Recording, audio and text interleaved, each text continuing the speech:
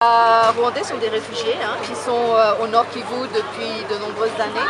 Il y a également au Nord Kivu donc un certain nombre de réfugiés d'autres nationalités, principalement à Goma pour le Nord Kivu. On parle de réfugiés burundais et quelques autres nationalités. Et bien sûr au Sud Kivu il y a les réfugiés, un grand nombre de réfugiés burundais. Et bien entendu au Nord Kivu, comme nous l'avons vu aujourd'hui, donc l'une des autres priorités du HCR c'est de mettre fin à l'apatridie, c'est-à-dire les personnes qui pour une raison ou une autre ne sont pas ressortissants d'un État.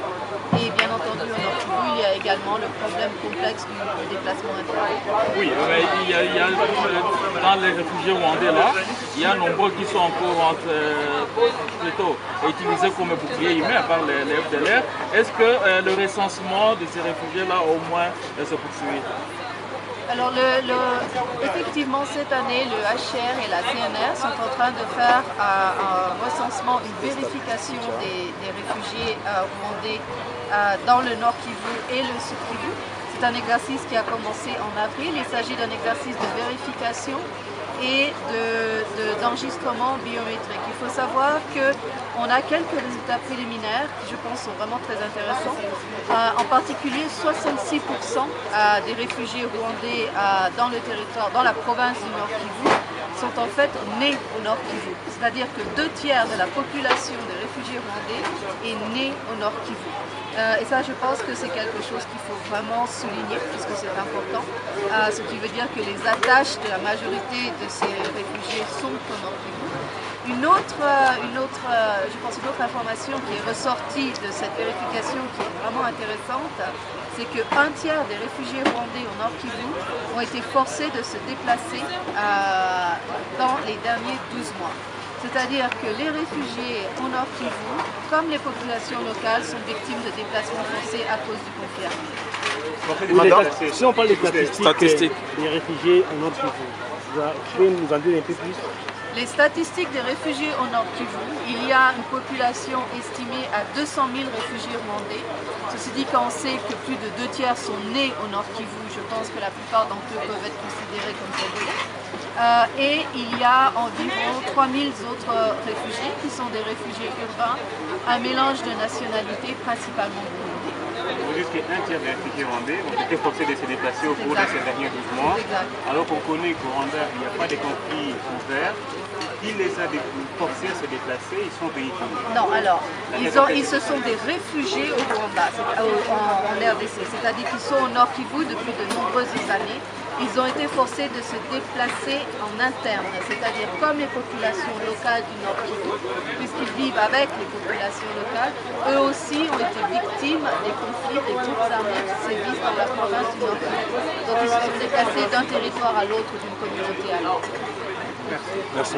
Nous avons fait quelques références aux déplacés internes, mais en fait, comme c'est la journée mondiale des réfugiés, n'est-ce pas, nous n'avons pas voulu parler trop des déplacés internes. Alors, il est vrai que le HCR au Nord Kivu est effectivement très occupé avec les déplacés internes, en particulier la protection des déplacés internes, en sachant que bien sûr la réponse aux déplacements internes, évidemment, c'est d'abord bien entendu le travail des autorités nationales, des autorités provinciales et locales, bien sûr, mais aussi à l'intérieur du système des Nations Unies, c'est une responsabilité partagée, comme vous savez, avec le HCR qui travaille principalement sur la protection et sur les abris.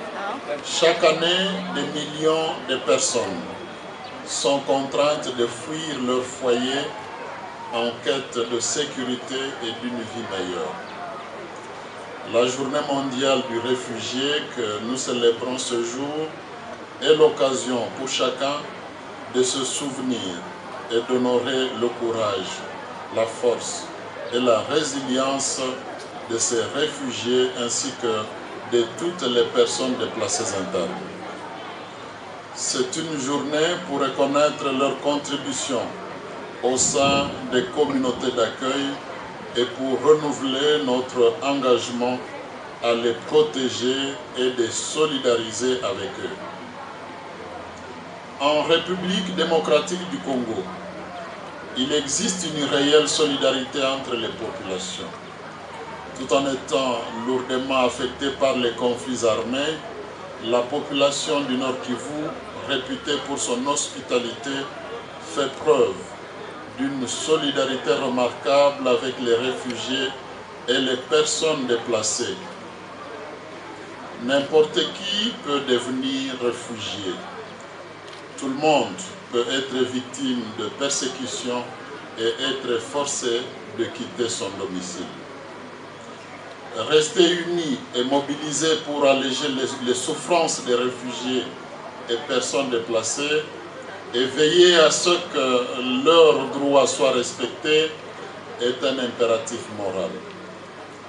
Nous devons continuer donc à nous engager de manière à ce que ceux qui fuient le danger et la persécution dans leur pays continuent à bénéficier de l'asile en toute sécurité et dignité. Il nous revient également de nous engager pour que les personnes déplacées de force dans leur propre pays reçoivent de la protection, de l'assistance auxquelles elles ont droit en tant que citoyennes et citoyens dans leur pays. Aujourd'hui, je demande au public de se mettre à la place d'un réfugié ou d'une personne déplacée, ne serait-ce que pour un moment, en envisageant comment la vie pourrait changer radicalement si l'on était forcé de fuir sans abri, sans papier, sans nourriture, sans éducation, sans santé, sans travail, sans moyens de subsistance pour chaque famille.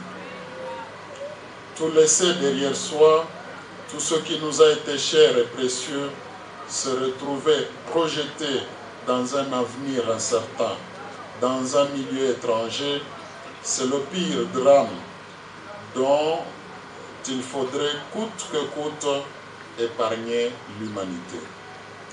Vous représentez-vous le courage qu'il faut pour vivre avec la perspective de devoir passer des mois, des années, peut-être toute une vie en exil. Nous devons être en mesure de fournir un soutien et des solutions aux nombreux défis auxquels font face les réfugiés et les populations déplacées au quotidien.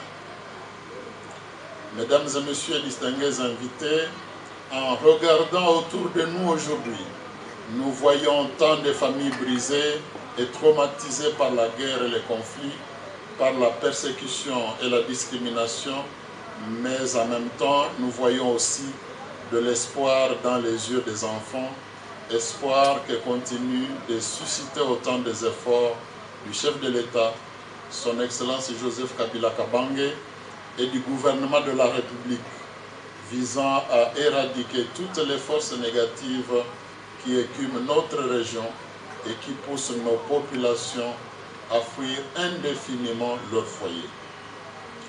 Notre devoir à nous tous, c'est de maintenir cet espoir en nous désolidarisant complètement et entièrement, surtout notre jeunesse, nous désolidariser de tous ces groupes armés qui poussent nos populations à